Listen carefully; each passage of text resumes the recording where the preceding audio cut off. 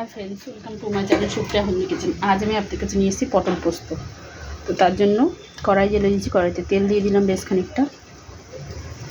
দেখুন বন্ধুরা, বেশ খানিকটা তেল দিয়ে দিলাম, কালো জিরে দিয়ে দিলাম।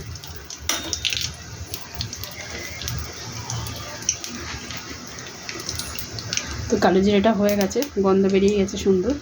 তো এখানে দেখুন লম্বা লম্বা করে পটল আর আলু কেটে রেখেছি, তো এটা দিয়ে দেবো। একটু ভাজিয়ে ভালো করে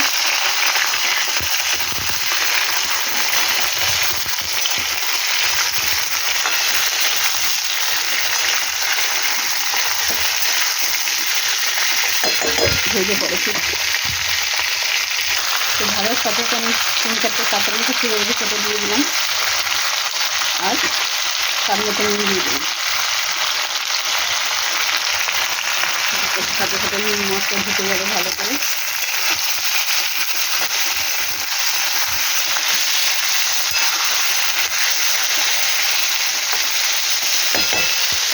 পরে ফিরছি।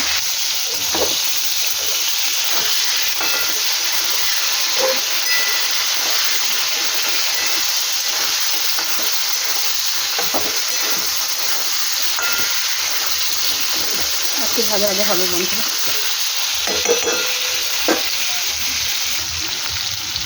তো বন্ধুরা, এবার আমি হলুদের গুঁড়ো দিয়ে দেবো স্বাদ মতো। দেখুন, আমি খুবই সিম্পলভাবে রান্নাটা করি, যাতে কারোর না বুঝতে অসুবিধা হয়, কারোর না করতে অসুবিধা হয়। কম মশলা, কম তেল।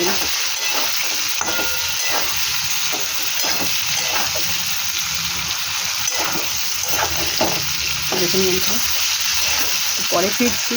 এবার একটু আমি জল দিয়ে দেবো, 1/2 কাপের মতো জল দিয়ে দিলাম। পরে ফিরছি। তো দেখুন বন্ধুরা, এখানে আমি পোস্ত, আদা, কাঁচা লঙ্কা বেটে নিয়েছি। এবার এটাকে দিয়ে দেবো, বেশি দেবো না, 2 চামচের মতো দেবো। দিয়ে দিলাম, নেড়ে এবার ঢাকা দেবো। পরে ফিরছি। তো দেখুন বন্ধুরা, মোটামুটি আমার এটাও হয়ে গেছে। আমি এবারে স্বাদ মতো একটু চিনি দিয়ে দেবো।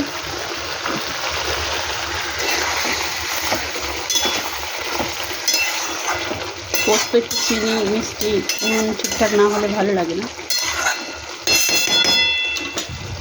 তো এবার আমি কাঁচা সরষের তেল দিয়ে দেবো। আমি একটু পোস্তই কাঁচা সরষের তেল দিই, ভালো লাগে গন্ধটা।